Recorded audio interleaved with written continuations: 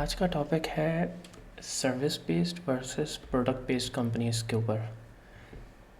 और मैंने दोनों कंपनीज़ में काम किया है और मैं आपके साथ अपना पर्सनल एक्सपीरियंस शेयर करूँगा स्टोरीज़ के साथ। और मैंने क्या चीज़ किस में बुरी देखी और अच्छी देखी वो सब प्लस माइनस पॉइंट्स में डिस्कस करूँगा। तो हो सकता है ये स्टोरीज़ आपको हेल्प करें डिसीजन मेकिंग में। और रही बात सही गलत की, तो मैं यहाँ पे एक बात बोलूँगा कि कोई भी चीज़ सही और गलत नहीं होती। ये आपकी अपनी प्रायोरिटीज़ और प्रेफरेंस के ऊपर होती है या चॉइसेस के ऊपर होती है।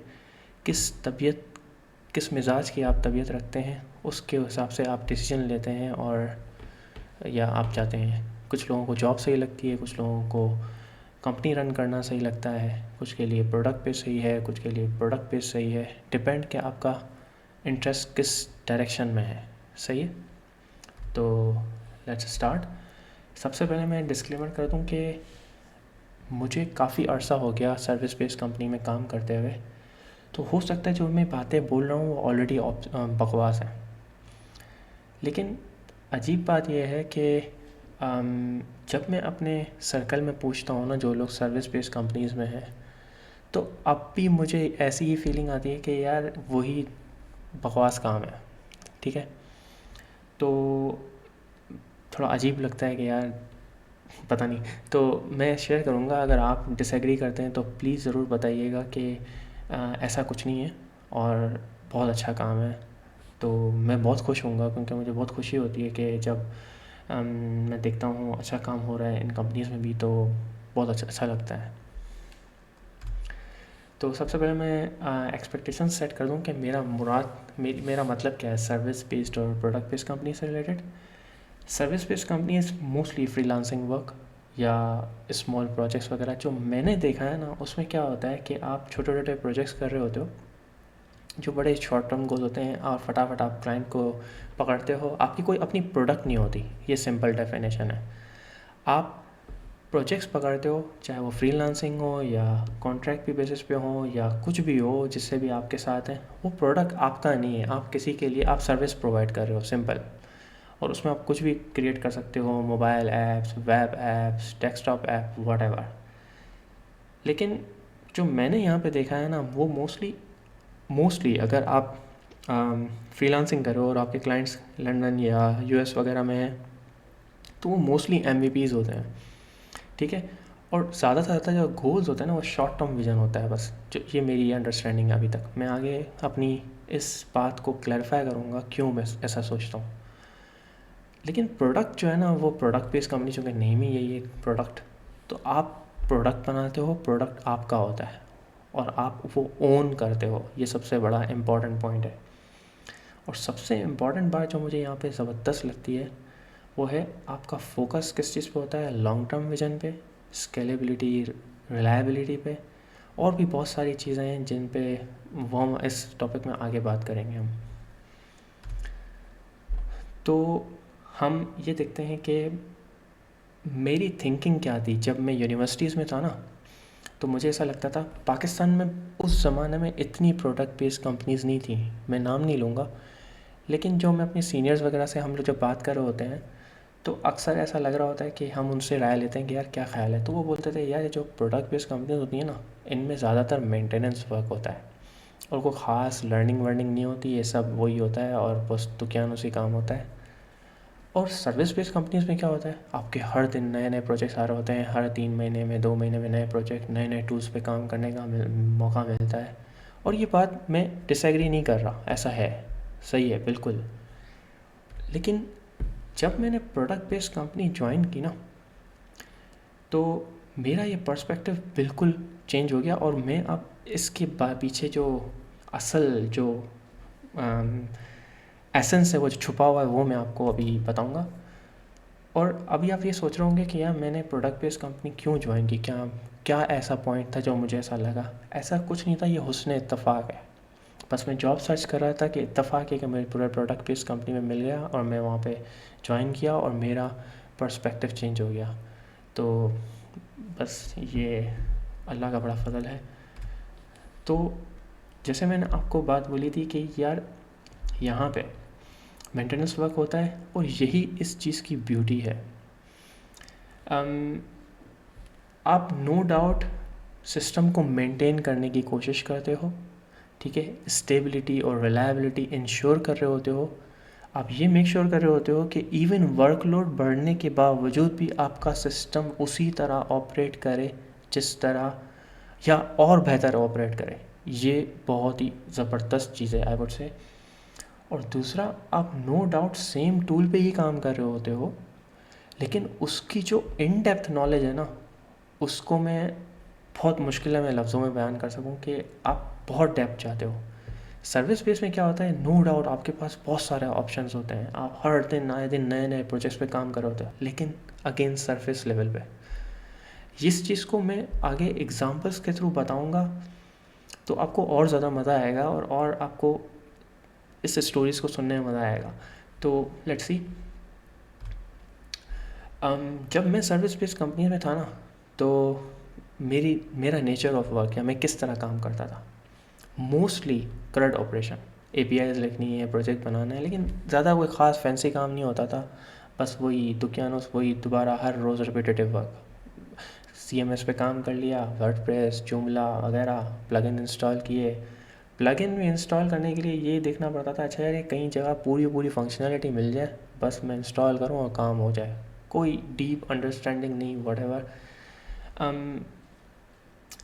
मतलब मैं ये नहीं बोलूँगा कि बिल्कुल ही फारिग था वो इन्वायरमेंट, उसमें मैंने सीखा है, ऐसी बात नहीं है, लेकिन कंपेयर टू प्रोडक्ट बेस्ड ना, वो मैं अगर वो कंपेयर करता हूँ ना, कंपैरिजन में मैं समझता हूँ वो लेवल कुछ भी नहीं था।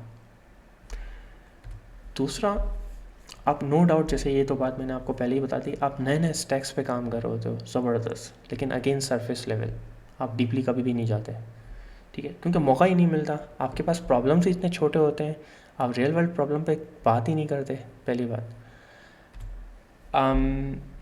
डिलीवरेबल्स, ज़्यादा फोकस क्या होता है सर्विस में, आपके पास डेडलाइंस होती हैं, आपको ये डिलीवर करना है, भाई कुछ भी हो जाए, चेपियाँ लगाओ, जुगाड़ करो, कुछ भी करो, आपको ये डिलीवर करना है टाइम पर, ठीक है।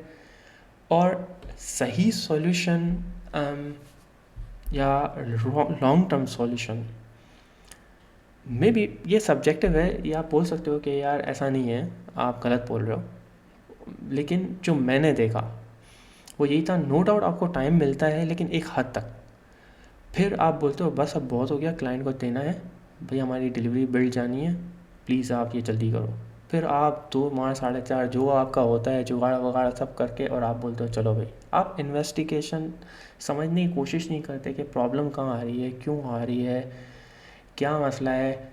इन्वेस्टिगेशन, मैंने इन्वेस्टिगेशन तो की ही नहीं कभी ज़िंदगी में जब मैं सर्विस बेस्ड कंपनी में था, कि डीप एनालिसिस क्या करते हैं। मैं अपनी बात करूँगा, हो सकता है भाई मैं बिल्कुल ही फारिग हूँ उस वक्त, ठीक है, तो आप ये कह सकते हो, लेकिन मैंने अपने जो सर्कल में जो उस वक्त मेरे साथ जो डेवलपर्स हैं, मैंने उनको भी ये चीज़ करते हुए नहीं देखी। तो अभी मुझे नहीं पता कि अभी इतने सालों बाद क्या है स्टेटस सर्विस बेस्ड कंपनीज़ का, मुझे नहीं पता। लेकिन जब मैं, जैसे मैंने आपको बोला, मैंने बहुत सारे लोगों से मिला हूँ, और मैं जब उनसे बात करता हूँ, जब मैं उनसे अपना एक्सपीरियंस शेयर करता हूँ, तो वो बोलते हैं नहीं यार ऐसा काम नहीं होता, ठीक है। तो पता नहीं। दूसरी बात, वर्जन कंट्रोल हर कोई यूज़ करता है, लेकिन जो उसका एसेंस है ना, कि यूज़ कैसे करते हैं सही मानों में, मैंने वो नहीं सीखा सर्विस बेस्ड कंपनी में। बस IMR 3 माह 4.5, चल भाई कमिट कर, कमिट्स का सही मानों में uses, roll back wall back तो कुछ भी नहीं होता वहाँ पे। बस चलो भाई, चलो चलो चलो, हिस्ट्री विस्ट्री कोई चेक वेक करता कहाँ है कोई, कि भाई किस वक्त क्या प्रॉब्लम आया, किस वजह से आया, थोड़ा हम हिस्ट्री में चेक कर लें, गिट हिस्ट्री, और ट्रैक कर लें यार किस वजह से प्रॉब्लम आ सकता है, कुछ नहीं। बस चलो भाई 3 माह 4.5, आगे आगे आगे बढ़ो बढ़ो। कभी मुझे उस मोमेंट पे ये रियलाइज़ हुआ कि यार कुछ मिसिंग है। मैं ये बोलूँगा कि नहीं, मुझे रियलाइज़ नहीं हुआ जब मैं सर्विस बेस्ड कंपनी में था, क्योंकि हर दिन नए प्रोजेक्ट आते थे, मैं समझता था यही लर्निंग है। हर दिन कोई नई टेक्नोलॉजीज़ पे काम करना पड़ता था, मुझे लगता था यार ये तो लर्निंग है ज़बरदस्त। उस ज़माने में मैंने लिनक्स पे काम किया था, मुझे लगा ओह माय गॉड ये तो मैंने कोई बहुत बड़ा तीर मार लिया है, ठीक है। तो ऐसा सीन था। और लेकिन जब मैं असल में यहाँ पे है ना, थोड़ा सा मैं आपको बताऊँगा, ये पाकिस्तानी वर्सेस जर्मन माइंडसेट भी है यहाँ पे, जो जो मेरी अभी स्लाइड में आपको शायद नज़र आएगा। मुझे ऐसा पर्सनली फ़ील होता है कि हम लोग बहुत ज़्यादा, एटलीस्ट मैं अपनी बात करूँगा, क्यूरियस नहीं है। हमारे अंदर क्यूरियोसिटी तो आई डोंट थिंक के है, ठीक है। हम लोग कभी भी रूट कॉज एनालिसिस नहीं करते, मुझे ऐसा लगता है। अब मैं ये क्यों बोल रहा हूँ, मैं आपको नेक्स्ट स्लाइड पे बताऊँगा और आप मुझे बताइएगा कि मैं सही हूँ कि गलत। ये सारी एग्जांपल्स जो है ना, ये सर्विस बेस्ड कंपनी से रिलेटेड है। और देखो, मैंने पहला पॉइंट लिखा है कि हम लोग कभी भी अपनी मिस्टेक से नहीं सीखते, और रूट कॉज तो हम लोग, जैसे मैंने बोला, कि हम लोग करते ही नहीं। ये कुछ एग्जांपल्स हैं। आए दिन अक्सर ऐसा होता था, टेस्टिंग कर रहा है टेस्टर और रिग्रेशंस आए जा रही हैं। अरे यार, ये तो कॉमन प्रॉब्लम है ना, कितनी इंपॉर्टेंट प्रॉब्लम है, लेकिन कभी इस प्रॉब्लम पे हम लोगों ने बात की हो? No, zero. अच्छा भाई, क्लाइंट्स को बिल्ड देनी है हर वक्त, अरे भाई चिल्ला रहे हैं आप, क्लाइंट को बिल्ड जानी है, टाइम लग रहा है, ये वो, लेकिन इस प्रोसेस को कभी किसी ने स्ट्रीमलाइन किया हो? नो। अच्छा भाई, क्लाइंट ने कोई बग रिपोर्ट किया, कोई हमारे पास टूल है जो हम डीपली इन्वेस्टिगेट कर सकें इस प्रॉब्लम को? नो। लॉग्स कहते हैं, एक दफ़ा मैं किसी इंटरव्यू में गया, अगेन मैं उस कंपनी का नाम नहीं लूँगा, उसने मुझे बोला कि अगर आपके सर्वर पे बिल्कुल ब्लैंक स्क्रीन आ जाए, आप क्या करोगे? तो मुझे पता ही नहीं था। उन्होंने बोला कि भाई आपको लॉग्स देखनी चाहिए। मैंने कहा ज़बरदस्त। लेकिन मुझे उस वक्त ये पता ही नहीं था कि यार लॉग्स देखते कैसे हैं। पॉइंट इज़, क्या कोई ऐसा कोई सिस्टम है जिससे इजीली, क्या सर्वर पे जाके आप लॉग देखोगे? ऐसा नहीं होता, ठीक है। आपके पास पूरा सिस्टम, एक अच्छा सिस्टम होता है जिसके थ्रू आप सर्चिंग भी कर सकते हो और देख भी सकते हो सकता है अब हो, लेकिन मेरे केस में, जब मैं जिस कंपनी में था या जहाँ मैंने काम किया था, वहाँ पे ऐसा कुछ भी नहीं था। अच्छा, अब मैं आपसे कुछ शेयर्स करूँगा स्टोरीज़, जो बताएगा कि प्रोडक्ट बेस्ड कंपनी में कैसे काम होता है।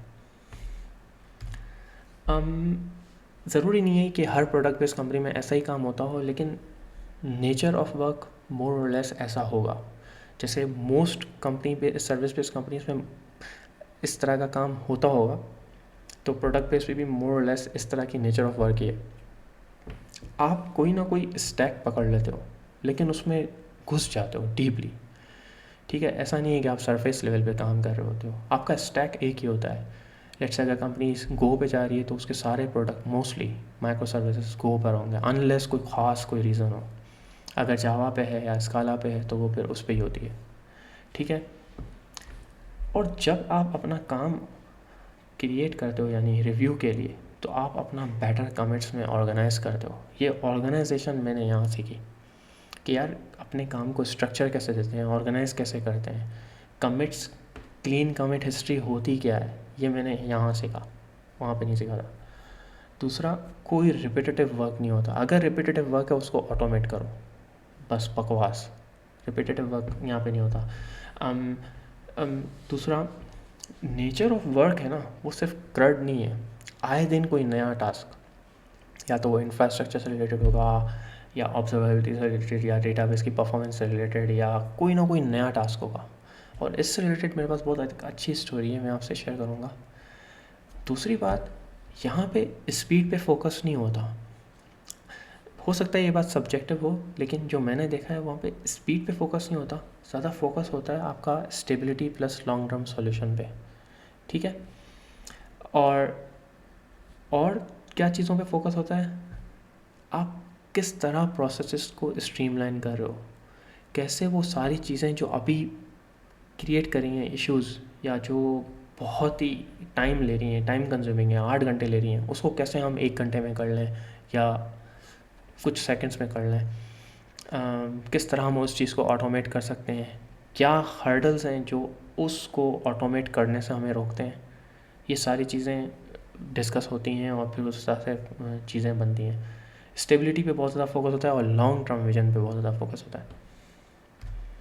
अच्छा, चैलेंजेस और ग्रोथ मोमेंट की बात कर लेते हैं कि जब मैं अर्ली स्टेजेस पे था ना, तो मेरा सबसे बड़ा प्रॉब्लम ये था, क्योंकि आए दिन नया टास्क होता था ना, मुझे समझ ही नहीं आता था कि यार ये हो क्या रहा है, क्या चीज़ है, मुझे क्लैरिटी नहीं होती थी, क्योंकि इतना प्रोडक्ट इतना बड़ा होता है आपका कि आपको हर चीज़ नहीं पता होती है, और इतनी सारी माइक्रो सर्विसेज, इतने सारे डेटाबेसेस एक्सेट्रा, तो आपको क्लैरिटी मिलना थोड़ा टाइम लेता है, एक बात। दूसरी बात, मैंने उस बग पे काम किया और मुझे पता ही नहीं है कि मैं वेरीफाई कैसे करूँ। ऐसा कभी कभार मैंने जब सर्विस बेस पे काम किया था ना, आप बग पे काम कर रहे हो, आप डायरेक्टली उसको यूआई पे देख रहे हो, ठीक है ना, क्योंकि वेब एप्लीकेशंस ही हैं मोस्टली। यहाँ पे ज़रूरी नहीं है कि हर वेब एप्लीकेशन हो, यहाँ पे वर्कर्स भी होते हैं जो बैकग्राउंड प्रोसेसेस पे काम कर रहे होते हैं, वो डायरेक्टली विजिबल नहीं होते। तो किस तरह उन प्रॉब्लम्स को रियली वेरीफाई किया जाए प्रोडक्शन सिस्टम में, जो आपने कोड लिखा है आया वो चल भी रहा है या नहीं, या प्रॉब्लम रिजॉल्व हुई भी या नहीं, वो आप लॉग्स मैट्रिक्स के थ्रू वेरीफाई कर रहे होते हो, ठीक है। अगर वो डायरेक्टली वेब एप्लीकेशन के थ्रू विजिबल है या कनेक्टेड है, तो आप डेफिनेटली वेब एप्लीकेशन के थ्रू या एपीआईज़ के थ्रू भी कन्फिगर वेरीफाई कर सकते हो। एक और चीज़ जो मैंने यहाँ पे सीखी वो है, जब आप प्रोडक्ट पे काम करते हो ना, तो आईडीई के थ्रू नेविगेशंस कैसे करते हैं, कि किस तरह, आई डोंट नो अगर आपने इंटेलिजे के आईडीईज यूज़ किए होंगे, उसमें फाइंड यूजेजेस का एक टूल, एक फीचर है, वो बहुत ही पावरफुल फीचर है, और जिसके थ्रू आप ट्रैक कर रहे होते हो कि जो ये मैं चेंज कर रहा हूँ, ये कितनी माइक्रो सर्विसेज को इम्पैक्ट करेगा अगर आपका एक ही प्रोजेक्ट है जिसके अंदर बहुत सारे माइक्रो सर्विस हैं। तो जब आप ये रोल आउट करते हो, तो आपको ये चीज़ भी मेक श्योर करनी होती है कि ये चूँकि दो जगह इम्पैक्ट हुआ है, तो दोनों जगह आपको वेरीफाई करना है। ये थोड़ा टाइम लेके आती है, मैं ये नहीं कहता कि आपको डायरेक्टली आ जाती है, आपके पास गाइड करने के लिए लोग होते हैं, लेकिन स्टिल ये भी एक चीज़ थी कि आप ये चीज़ें सारी भी कंसिडर करते हो। तीसरा, इन्वेस्टिगेशन और परफॉर्मेंस टास्क है ना, बहुत ट्रिकी होते हैं, और ये मेरे लिए सबसे ज़्यादा प्रॉब्लमेटिक है, क्योंकि आप जब सर्विस बेस के माइंडसेट से आते हो ना, आपका ये होता है कि यार अगर आपने एक टास्क पे एक दिन ले लिया ना, और वो टास्क मे बी अगले को बंदे को लग रहा हो कि यार तुम तो बहुत ज़्यादा टाइम ले रहे हो, और अगर आपने एक हफ़्ता ले लिया तो भाई बहुत ज़्यादा हो गया।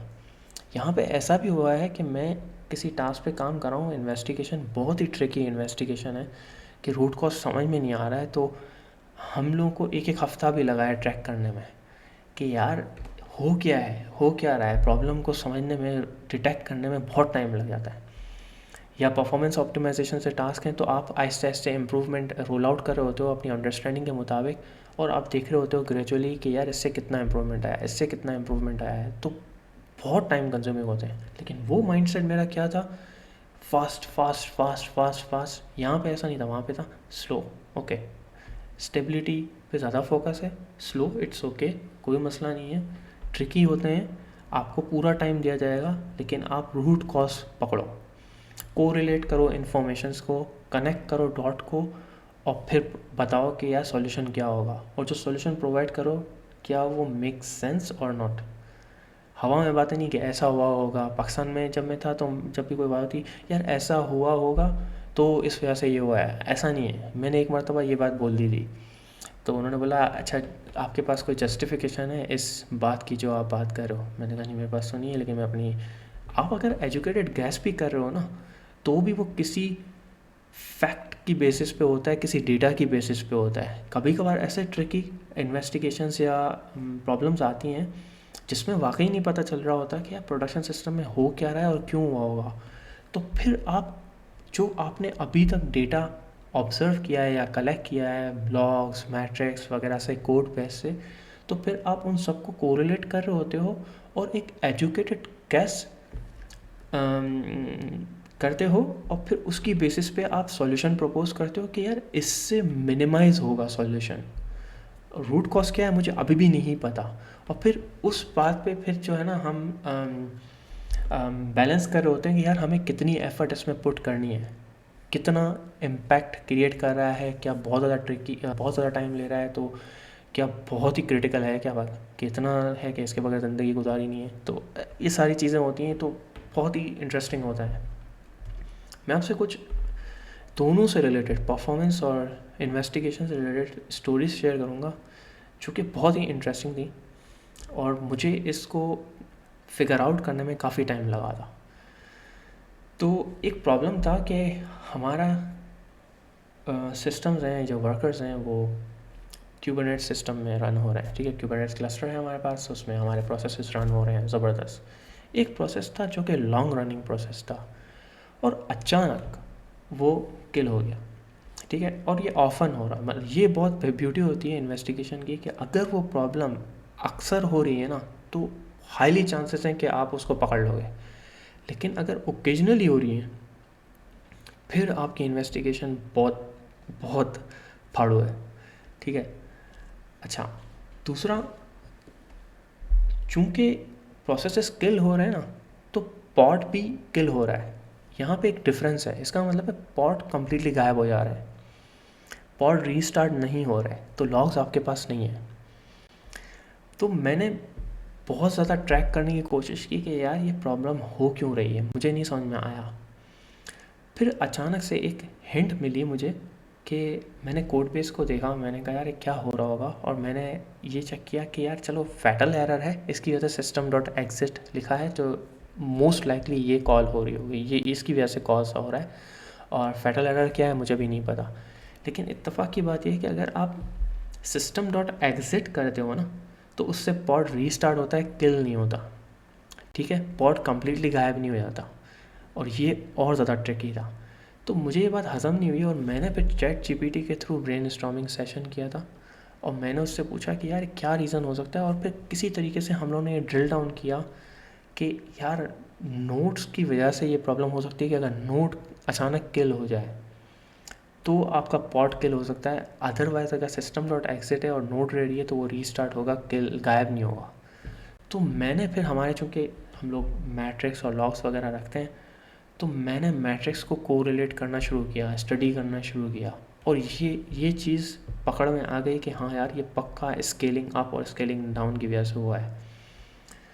चूँकि हम लोग स्पॉट इंस्टेंसेस यूज़ करते हैं, तो स्पॉट इंस्टेंसेस का मतलब ये है कि AWS आपका कभी भी आपसे नोड छीन सकता है, कैपेसिटी अगर ख़त्म हो गई तो, और फिर आपका सिस्टम प्रोसेस जो है वो किल हो जाएंगे। सही है।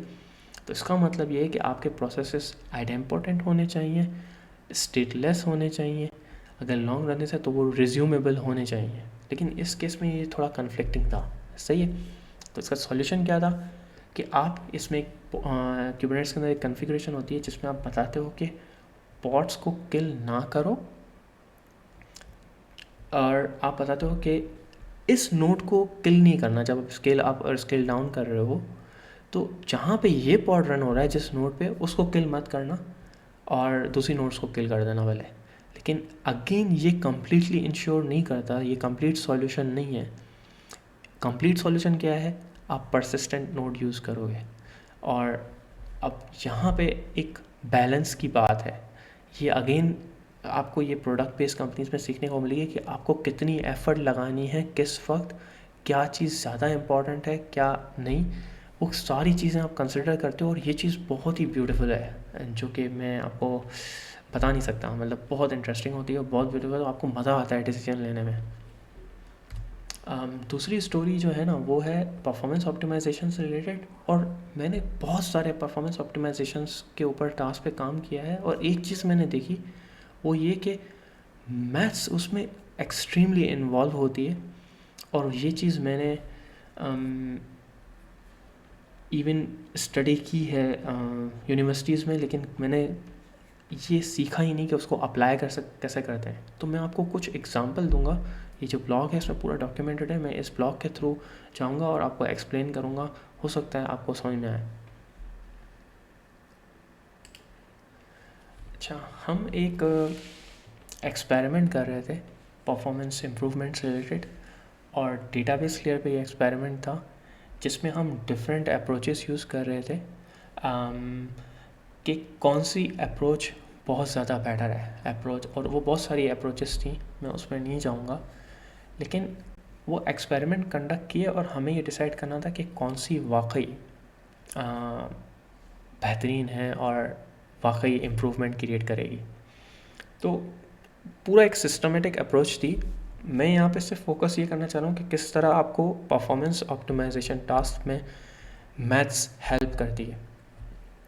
तो सबसे पहले तो आप डेटा कलेक्ट करते हो, वो आपको बहुत बड़ा डेटा होता है, आप उसको प्लॉट करते हो ग्राफ्स में, क्योंकि आपने ये सुना होगा पिक्चर वर्थ 1000 वर्ड्स, ठीक है ना। तो उससे आपको एक तो क्लैरिटी मिल जाती है। जैसे इस केस में ये अप्रोच 1, अप्रोच 2, अप्रोच 3, आपको इन तीनों अप्रोच में ये सबसे ज़्यादा वर्ड्स है। ये कंपेयर कर रही है कि रनिंग सिस्टम की परफॉर्मेंस क्या है और जो हमने अप्रोच यूज़ की उसकी परफॉर्मेंस क्या है। Running approach versus running system के बेस लाइन जो अभी प्रोडक्शन सिस्टम में रन हो रहा है और न्यू अप्रोच का क्या है। तो यहाँ पे तो बहुत वर्स है, सही है, कोई इम्प्रूवमेंट कोई ख़ास नहीं है, ठीक है। तो ये तो गई डिस्कार्ड, ज़बरदस्त। लेकिन इन दोनों में अगर आप देखेंगे ना, आपको क्लियर नहीं समझ में आ रहा कि अप्रोच 1 यूज़ करें या अप्रोच 2 यूज़ करें। ऐसा ही है, क्योंकि दोनों बहुत क्लोज हैं। अब आप कैसे चूज़ करोगे? कोई रैंडम पिक कर लोगे क्या? नहीं, ऐसा नहीं होता। तो फिर इसमें आप क्या करोगे, आप लोगे स्टैटिस्टिक्स की हेल्प और आप ये वैल्यूज़ इवेलुएट करोगे, मीन, मीडियन, P95, P99 और कितने सैम्पल्स आपने लिए, ये बहुत इंपॉर्टेंट है। सबके तीनों अप्रोचेस के, यानी जो अभी आपका करंट सिस्टम है उसके और जो आप अप्रोचेस हैं उन सबके सैम्पल्स सेम होने चाहिए, तब जाके आप कोई ख़ास सॉल्यूशन या कोई कंक्लूजन ड्रॉ करोगे, पहली बात। अच्छा, अब अगर हम बेस लाइन से देखें तो इन दोनों अप्रोच में ये चीज़ बहुत ही इम्प्रूवमेंट है। मैं अज्यूम कर रहा हूँ कि आपको पता होगा परसेंटाइल क्या होता है, मीडियन क्या है और मीन क्या है, ठीक है। तो मीन एवरेज होता है, मीडियन मिडिल वैल्यू होती है, वो आउटलायर्स से इम्पैक्ट नहीं करती, ठीक है। मीडियन मीन जो है ना, वो एवरेज वैल्यू, वो आउटलायर्स से इम्पैक्ट होती है। आउटलायर्स मतलब अगर आपके पास एक वैल्यू है 10 और दूसरी है 100, तो आपकी जो एवरेज है ना वो इम्पैक्ट होगा, लेकिन मीडियन इम्पैक्ट नहीं होगा। मीडियन वो मिडिल की वैल्यू बताएगा कि बीच की वैल्यू क्या है। आप बात समझे? तो ये हो गया। और परसेंटाइल क्या होता है? परसेंटाइल बताता है कि इतने बड़े सैंपल में ना 90 मेजॉरिटी, जैसे P99 मतलब 99% जो सिस्टम है ना उसकी परफॉर्मेंस आपको बताएगा। कि अगर मैं इस केस में बोलूँ कि स्लोएस्ट जो होगी ना क्वेरी, इस केस में, इस पर्टिकुलर केस में, चूँकि हम डेटाबेस की परफॉर्मेंस की बात कर रहे हैं, क्वेरी एग्जीक्यूशंस की बात करिए, तो स्लोएस्ट क्वेरी का एग्जीक्यूशन टाइम कितना होगा या किस हद तक जा सकता है, वो सही है। तो अब आप ये देख लें, और ये रैंडम डेटा है जो मैंने जनरेट किया है, इसका प्रोडक्शन सिस्टम से कोई लेना देना नहीं है, ये मैंने बात समझा। लेकिन वो इस तरह के ही कुछ थी और मैंने उस थीम को यहाँ पे पुट किया है, ये कोई प्रोडक्शन सिस्टम का डेटा नहीं है, पहली बात। अच्छा, यहाँ पे आप अगर देखें ना, तो इसका मतलब है कितना 95% जो है ना, ये थोड़ा सा परसेंट और परसेंटाइल में थोड़ा सा फ़र्क है, लेकिन मैं ये बोल रहा हूँ 95%, इसका मतलब कि 95% ऑफ द क्वेरीज टाइम जो है ना, वो आप ये समझ लें कि ये बेहतर है इस बेस लाइन से। ऑसम, ज़बरदस्त। लेकिन इन दोनों में अगर देखें ना, अप्रोच 1 और अप्रोच 2 में, तो अप्रोच 1 ज़्यादा अच्छी लग रही है, राइट, क्योंकि अप्रोच 2 ज़्यादा अच्छी लग रही है, राइट, और अप्रोच 1 अच्छी नहीं लग रही। लेकिन अगर हम 99% के पास जाएँ जो और ज़्यादा स्लोएस्ट है, तो इन दोनों में से कौन सी अच्छी है? ये वाली। तो इसका मतलब है, और दूसरी बात, इसका मीन भी अच्छा है और इसका मीडियन भी अच्छा है। तो अप्रोच 1 ज़्यादा अच्छी है एज़ कम्पेयर टू अप्रोच 2, क्योंकि इसका मीन और मीडियन दोनों जो है ना ज़्यादा है अप्रोच 1 से। इसका मतलब ये है कि अप्रोच 1 बहुत बेहतर है कंपेयर टू अप्रोच 2। आप बात समझ रहे हैं? तो हर हवाले से अप्रोच 1 ज़्यादा अच्छी है, खाली 95% को हम कंसिडर नहीं करेंगे। ये तीन इतने सारे जो सैम्पल्स, मतलब ये जो इतने सारे जो मैंने मैट्रिक लिए हैं, ये आपको कंक्लूड करने में, डिसीजन लेने में बहुत हेल्प करते हैं। तो ये चीज़ भी मैंने यहाँ सीखी, और मैंने इस तरह का काम सर्विस बेस्ड कंपनीज़ में कभी भी नहीं किया। अच्छा, कुछ बहुत ही इम्पॉर्टेंट लेसन्स जो मैंने सीखे, वो ये कि जो अक्सर जब आपके पास इन्वेस्टिगेशन टास्क होते हैं ना, जो प्रॉब्लम्स होती हैं, तो जब भी रूट कॉज आप एनालिसिस कर रहे होते हैं ना, तो अक्सर सॉल्यूशन निकालना या सॉल्यूशन प्रपोज करना इतना ज़्यादा, इम्प्लीमेंट करना इतना ज़्यादा टाइम नहीं लेता जितना आपको प्रॉब्लम समझने में टाइम लगता है। जैसे कि मैंने आपको एग्जांपल दी थी अभी, रिसेंट एग्जाम्पल क्यूबरनेट्स की, तो उसको स्टडी करने में प्रॉब्लम की। और ये एक मरतबा मैं संदीप महेश्वरी का पॉडकास्ट सुन रहा था और उसमें उसने बोला था कि अगर आप प्रॉब्लम को डीपली स्टडी कर लो ना तो सॉल्यूशन उसी प्रॉब्लम के अंदर होता है। वो चीज़ बहुत ही अंत बात थी और मुझे वो बहुत ही क्लिक की वो वाली बात, और मुझे उस वक्त शायद हज़म नहीं हुई थी। तो मैंने कहा यार पता नहीं क्या बात है, लेकिन बहुत ही अंत लग रही है। लेकिन अब जब मैं यहाँ पे इस तरह जब इन्वेस्टिगेशन टास्क किए बहुत सारे, तो वो मैंने प्रैक्टिकली वो चीज़ देखी और मैंने कहा यार ये गज़ब है, वाकई यार ये बात है।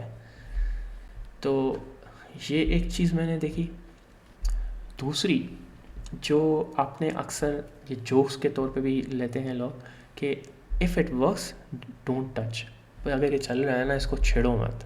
ये इंतहाई वाहियात बात है, क्योंकि आपको कॉन्फिडेंस कौन देता है कि आप जब यूनिट टेस्टिंग या इंटीग्रेशन टेस्टिंग आप जब लिख रहे होते हो, टेस्ट लिख रहे होते हो, वो आपको कॉन्फिडेंस देते हैं, राइट। वो आपको बता रहे हैं कि जो अभी आप न्यू फंक्शनलिटी लिखने जा रहे हो या जो एग्जिस्टिंग फीचर है उसको इम्प्लीमेंट करने जा रहे हो, उसमें कोई चेंजेस ला रहे हो, उस चेंज की वजह से क्या अभी के जो टेस्ट हैं वो ब्रेक तो नहीं हो रहे। अगर वो ब्रेक हो रहे हैं तो आप रिग्रेशन क्रिएट कर रहे हो, तो फिर आप अपनी इम्प्लीमेंटेशन को एडजस्ट करोगे। ऐसा ही है, मैंने कभी सर्विस बेस्ड कंपनीज़ में unit testing, integration testing, testing का नामो निशान कोई भी नहीं था। यही तो कभी सोचा ही नहीं बंदों ने यार टेस्टिंग भी कोई चीज़ होती है, रिग्रेशन का ये ईजी सॉल्यूशन है, नहीं, कुछ भी नहीं, ठीक है। और मैंने अभी रिसेंटली अपने सर्कल्स में बहुत सारे लोगों को देखा है, उन्होंने बोला, उन्होंने कंपनीज़ के नाम भी लिए, उन्होंने बोला कि यहाँ पे नहीं होता, टेस्टिंग वेस्टिंग नहीं होती, क्योंकि इतना टाइम ही नहीं होता ना। क्योंकि आप टेस्ट लिखोगे, क्लाइंट को फास्ट डिलीवरी चाहिए भाई, टाइम वाइम नहीं है इतना हमारे पास, ठीक है। लेकिन यहाँ पे ऐसा नहीं है, यहाँ पे आप इन्वेस्ट करते हो टाइम, क्योंकि जब आप, the best part about testing is आप अपने सिस्टम का बिहेवियर डॉक्यूमेंट कर रहे हो कि यार मेरा सिस्टम बिहेव कैसे कर रहा है, क्या क्या फीचर्स हैं इसके, ठीक है। और ये आपको रिग्रेशन से बचाता है, पहली बात।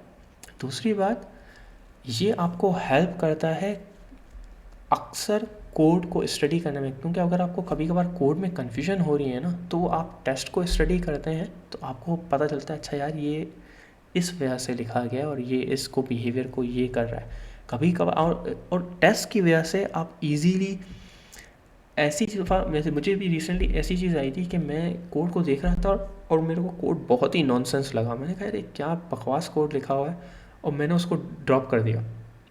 और उस ड्रॉप करने की वजह से कोई टेस्ट फेल नहीं हुआ। मैं ये नहीं कह रहा कि अगर टेस्ट फेल नहीं हो रहा आप कोड उड़ा दो, लेकिन एक कॉमन सेंस की जो बात होती है ना, वो आप देख रहे होते हो अब तो बिल्कुल ही नॉन सेंस है, ठीक है ना। तो इसका तो कोई सर ना पैर है, उड़ा दो। और फिर आपके रिव्यू प्रोसेस में आप वो क्वेश्चन करो तो आप अपना आर्ग्यूमेंट दे सकते हो कि भाई मैं इस वजह से उड़ा रहा हूँ, तो अगला बंदा आपको जस्टिफाई कर सकता है। तो आपकी नॉलेज जो अगर गैप है आपकी नॉलेज में, तो आप वो इम्प्रूव कर सकते हो। ये कोड रिव्यू का एक ये भी मकसद है कि आप कोड और नॉलेज शेयरिंग वगैरह भी करो। दूसरी बात, लेट्स से आपने इंटीग्रेशन टेस्ट वगैरह सब भी लिखे, हर चीज़ कर दी, फिर भी आपने रोल आउट किया और प्रॉब्लम आया, ऐसा होता है बिल्कुल।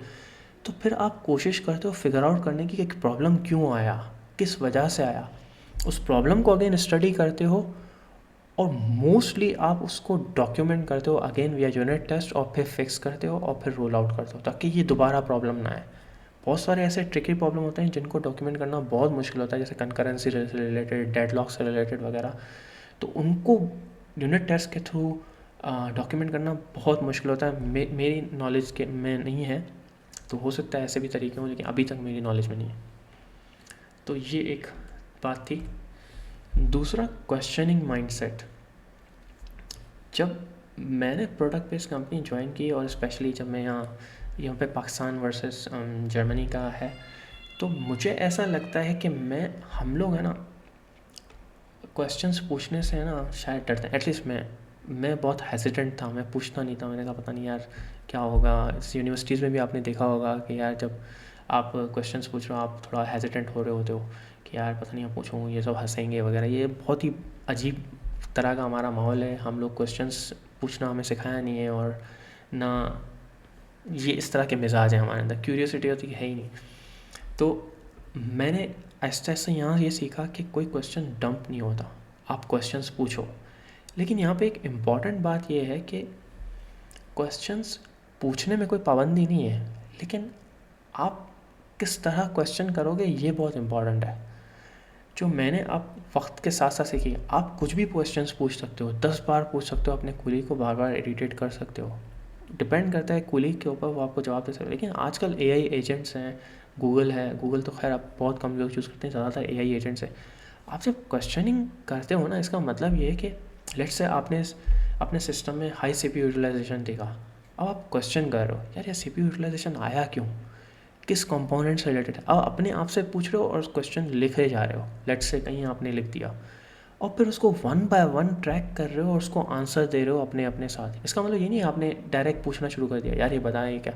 हाँ, जहाँ पे आपकी गैप नहीं है, डोमेन नॉलेज की लैकिंग है, जहाँ पे आपको बिल्कुल क्लैरिटी नहीं है, वो आप अपने कोलीग से पूछो। लेकिन जहाँ तक मुमकिन हो सके आप वो क्वेश्चंस लिखते जाते हो और उसको कनेक्ट करने की कोशिश करते हो, इन्वेस्टिगेट करने की कोशिश करते हो एआई एजेंट्स के थ्रू या कोड के थ्रू या लॉस के थ्रू या मैट्रिक्स के थ्रू, और फिगर आउट करने की कोशिश करते हो यार हो क्या रहा है, क्यों ऐसा प्रॉब्लम आ रहा है। अनलेस आपके पास क्वेश्चंस बाकी ना रहे, या अगर क्वेश्चंस हैं और उनके थ्रू हेल्प नहीं मिल रही, तो फिर आप मे बी कोलीग्स के वगैरह से पूछ सकते हो। वैसे भी पूछ सकते हो, ऐसी कोई बात नहीं है, और आपके कोलीग्स हैं अच्छे तो वो आपको ज़रूर बताएंगे। तो मैं ये नहीं बोल रहा कि ना पूछें, लेकिन ये एक पर्सपेक्टिव है जो कि बहुत इम्पॉर्टेंट है। दूसरा, आप कैसे डिसीजन मेकिंग को फास्ट बना सकते हैं, ये पिछले वाले क्वेश्चनिंग माइंडसेट से रिलेटेड है। जब भी आप कोई प्रॉब्लम पे काम कर रहे हैं ना, तो आप उसके पॉसिबल सॉल्यूशंस बता सकते हैं, 2 से 3 जो भी आपके माइंड में है। जैसे मेरे केस में क्यूबरनेट्स वाली एग्जांपल ले लें, मैंने 2 सॉल्यूशन दिए थे। एक दिया था यही वाला कि नोड को हम मेक श्योर करें कि वो किल ना हो, ऐसी पॉसिबिलिटी है। दूसरा परसिस्टेंट नोड यूज़ करने का। लेकिन परसिस्टेंट नोड को यूज़ करना depending on current time and effort cost versus उसकी प्रायोरिटी वगैरह, वो इतना ज़्यादा नहीं था। मतलब उसको अडॉप्ट करना इतना वो ओवरकिल था हमारे लिए एक तरह से। तो इसीलिए हम लोग उस वाले सॉल्यूशन पे गए। आप बात समझ रहे हैं? तो आप मल्टीपल सॉल्यूशंस पहले से ही बता दें, उसके प्रोज एंड कॉन डिस्कस करें और फिर अपनी टीम के साथ शेयर करें, और ये भी बताएं कि मेरे हिसाब से ये सॉल्यूशन बेस्ट है, और आपकी ये डिसीजन मेकिंग बहुत ज़्यादा बूस्ट हो जाएगी और टीम को ऑलरेडी क्लैरिटी मिल जाएगी। और अगर उस सॉल्यूशंस में और उस पॉइंट्स में कोई गैप होगा, वो आपको बता देंगे कि यार तुम्हारे सॉल्यूशन में ये चीज़ कवर नहीं हो रही है, तुम इसका सॉल्यूशन है तुम्हारे पास, क्या तुम्हारा सॉल्यूशन इस पे भी काम करेगा या नहीं। फिर आप रिकन्सिडर कर सकते हो अपने सॉल्यूशन को। तो ये भी एक चीज़ मैंने सीखी। जो चीज़ मुझे बहुत ज़बरदस्त लगती है लाइक प्रोडक्ट बेस्ड कंपनी में, कि आप जब भी कोई चीज़ प्लान करते हो ना, या कोई भी चीज़ टास्क वगैरह, आप ज़ीरो टाइम डाउन टाइम सोचते हो, आप कस्टमर इम्पैक्ट साथ रखते हो। ठीक है, आप हर चीज़ प्लानिंग आपकी बहुत ज़्यादा केयरफुल होती है, आप बहुत अच्छे से हर चीज़ प्रिसाइजली चेक करके और हर चीज़ कर रहे होते हो, और आप फिर रोल आउट कर रहे होते हो चीज़ें। दूसरी चीज़, अगर कोई ऐसी चीज़ है जो ब्रेक करेगी, तो आप बैकवर्ड और फॉरवर्ड कॉम्पेटिबिलिटी को भी कंसिडर करोगे कि यूज़र, इस चीज़ की वजह से यूज़र कस्टमर का क्या क्या इम्पैक्ट आ रहा है। ऐसा तो नहीं कि अचानक से फ्रंट एंड या एपीआई फटना शुरू हो जाए। तो ये भी बड़ी ज़बरदस्त चीज़ लगी जो कि मुझे बहुत इंटरेस्टिंग लगी थी। परफॉर्मेंस ट्यूनिंग मैंने आपको बताई थी कि बहुत ज़्यादा मुझे चैलेंजिंग लगा ये टॉपिक, इन्वेस्टिगेशन और परफॉर्मेंस रिलेटेड टास्क, लेकिन एक्साइटिंग भी बहुत होते हैं। कभी कभार आपको बहुत फ्रस्ट्रेशन होती है क्योंकि आप कनेक्ट नहीं कर पा रहे होते हो डॉट, लेकिन जब आप क्लिक हो जाती है चीज़ें तो फिर आपको बहुत मज़ा आता है, आप बोलते हो यार मज़ा आ गया। दूसरी बात, आपका लॉन्ग टर्म विज़न पे ज़्यादा फोकस होता है, ना कि जो कि ट्रेंडी पैटर्न्स हैं कि भाई चलो भाई आजकल मार्केट में ये चल रहा है तो उठा लो, सागा पैटर्न और ये पैटर्न। आप कोशिश करते हो कि आप अपने सिस्टम को किस तरह सिंप्लीफाई करोगे, ना कि ओवर कॉम्प्लिकेट करोगे। ये भी एक चीज़ बड़ी मैंने सीखी इस अब तक के इस जर्नी में।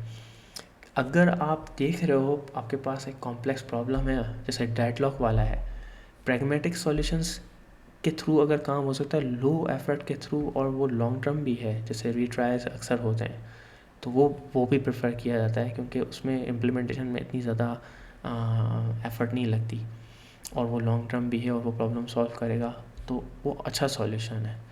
तो ज़रूरी नहीं है कि आपको ओवर कॉम्प्लिकेट कर देना है हमेशा ऐसे ओवर कॉम्प्लिकेटेड पैटर्न्स यूज़ करके, अनलेस रिक्वायर्ड हो। ठीक है। टीम कल्चर ये बहुत सब्जेक्टिव है, ये ज़रूरी नहीं है हर कंपनी में हो, और वो ये कि हर कोई बड़ा अच्छा एक दूसरे को हेल्प करने वाला भी होता है, लेकिन अगेन ये बहुत सब्जेक्टिव है, इसमें मैं कुछ ज़्यादा नहीं बोलूँगा। ये कलेक्टिव लर्निंग वगैरह होती है नो डाउट, और ये सर्विस बेस में भी होती है, बहुत सारे लोग आपको हेल्प करते हैं, ये कोई प्रोडक्ट बेस स्पेसिफिक नहीं है I would say. This last, अगर मुझे किसी को एडवाइस करना हो कि भाई मैं क्या बोलूँ, तो आप क्वेश्चंस पूछने से हेजिटेंट ना हो, आप पूछें। कोई भी क्वेश्चन स्टूपिड नहीं होता अनलेस वो आपको ग्रो करने में हेल्प कर रहा है। और दूसरा, आप पूरा टाइम लें, आप आस्क क्वेश्चंस, टाइम लें, और हर किसी के पेस जो है ना वो डिफरेंट होती है। वक्त के साथ साथ आपको चीज़ें क्लिक करना शुरू हो जाएंगी और आप बस क्यूरियस रहें, ये मेरी एक एडवाइस होगी या जो मैंने अभी तक सीखा। लास्ट, कोई भी, जैसे मैंने स्टार्ट में बोला था, कोई भी चीज़ सही या गलत नहीं होती, डिपेंड करता है प्रेफरेंस के ऊपर, आपका लॉन्ग टर्म विजन या आपकी अपनी प्रेफरेंस क्या है। सर्विस बेस्ड कंपनीज में जो मैंने सीखा, आप ज़्यादा फास्ट मूव हो रहे होते हो, नई नई टेक्नोलॉजीज, ये इतना ज़बरदस्त। ठीक है। प्रोडक्ट बेस्ड कंपनी में ना आप स्लो काम कर रहे होते हो, लेकिन बहुत ही केयरफुली काम कर रहे होते हो। ठीक है। हर चीज़ पे आप फूंक फूंक के कदम लेते हो, आप ये समझ लो। ठीक है। क्योंकि आप ये देख रहे होते हो कि यार अगर मैंने ये चीज़ की तो कोई बहुत बड़ा डाउन टाइम ना आ जाए, क्योंकि ये प्रोडक्ट बहुत सारे कस्टमर यूज़ हो रहे हैं और उनका क्या इम्पैक्ट होगा। ठीक है। क्या उनका बहुत ज़्यादा, जैसे अभी रिसेंट AWS का आप आउटेज देख लें। ठीक है। तो आप ये चीज़ें बड़ी, मतलब ये रिस्की भी है और फैसिनेटिंग भी है। ठीक है। तो how to decide, it's up to you. ठीक है। अगर आपको स्पीड चाहिए ना, तो फिर डेफिनेटली आप है ना, जैसे ये एक बहुत ही अच्छा था कि स्पीड से एक्सपोजर बिल्ड होता है, लेकिन डेप्थ से एक्सपर्टीज़। अगर आपको इन डेप्थ बहुत ज़्यादा पसंद है ना, कि यार चीज़ों में घुसना आपको बहुत अच्छा लगता है, तो बेस्ट है प्रोडक्ट बेस्ड। लेकिन आपको सरफेस लेवल पे ही काम करना है, लेकिन नई नई टेक्नोलॉजीज़ एक्सप्लोर करना आपको बहुत अच्छा लगता है, तो सर्विस बेस्ड कंपनीज आपके लिए बेस्ट है। ये बहुत ही इजी कंक्लूजन है। तो अगर इसमें आपको लगता है कि मैंने कुछ बहुत बेकार बोल दिया है या सर्विस बेस्ड कंपनी से रिलेटेड मैंने कुछ एक्सेजुरेट किया है, तो आप प्लीज़ ज़रूर बताइएगा मुझे कमेंट्स में। मैं बहुत खुश होता हूँ कि जब पाकिस्तान में भी अच्छा काम हो रहा है आजकल, तो माशाल्लाह बहुत अच्छी प्रोडक्ट बेस्ड कंपनीज़ हैं जो कि जिनमें बहुत अच्छा अच्छा काम हो रहा है, तो मुझे बहुत खुशी होती है। तो मेरा हरगिज़ मकसद ये नहीं है कि मैं उनको किसी तरीके से क्या बोलेंगे, नीचा या हकीर फील कर रहा हूँ या ऐसा कुछ नहीं है।